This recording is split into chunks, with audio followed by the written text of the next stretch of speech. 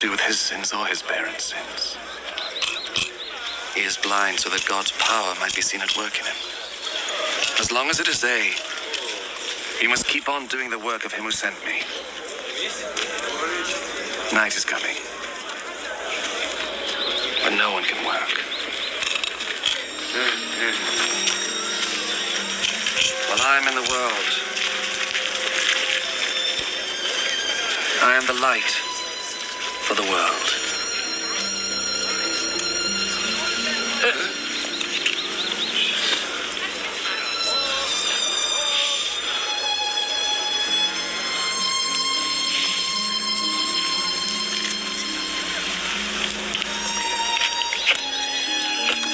After he said this, Jesus spat on the ground and made some mud with the spittle.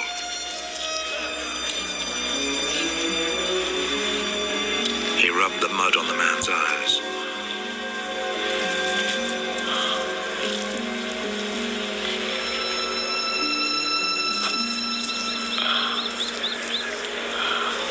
Go and wash your face in the pool of Siloam. This name means sent.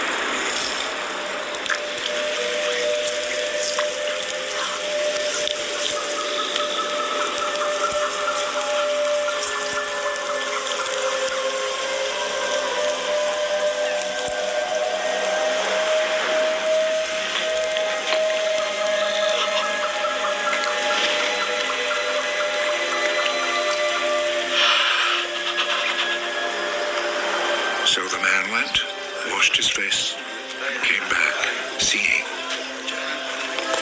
His neighbors then, and the people who had seen him begging before this, asked, "Isn't this the man who used to sit and beg?" He's the one. No, he isn't. He just looks like him. I am the man. How is it that you can now see? The man called Jesus made some mud, rubbed it on my eyes, and told me to go to Siloam and wash my face. So I went, and as soon as I washed, I could see. Where is he? I don't know. Then they took to the Pharisees the man who had been blind. The day that Jesus made the mud and cured him of his blindness was a Sabbath.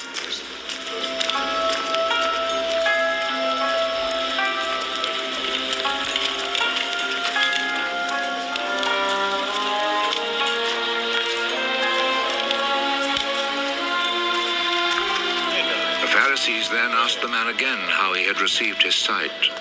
He put some mud on my eyes. I washed my face, and now I can see. The man who did this cannot be from God, for he does not obey the Sabbath law. How could a man who is a sinner perform such miracles as these?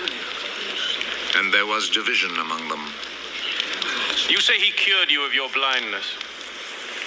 Well, what do you say about him? He is a prophet. The Jewish authorities, however, were not willing to believe that he had been blind and could now see until they called his parents. Is this your son? You say that he was born blind. How is it then that he can now see? We know that he is our son, and we know that he was born blind. But we don't know how it is that he is now able to see, nor do we know who cured him of his blindness. Ask him.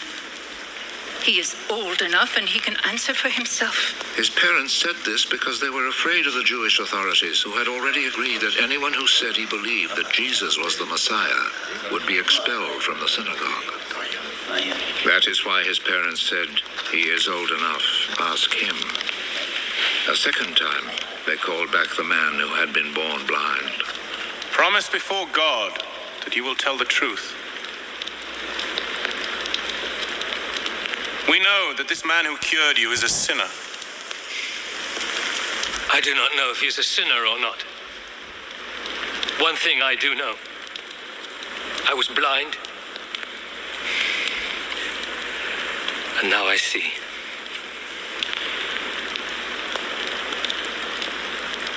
What did he do to you? How did he cure you of your blindness? I have already told you and you would not listen. Why do you want to hear it again? Maybe you too would like to be his disciples.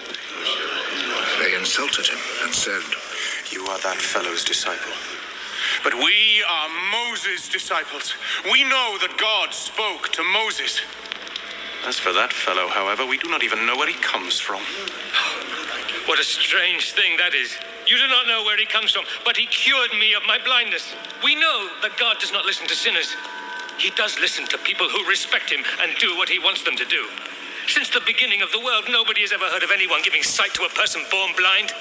Unless this man came from God, he would not be able to do a thing.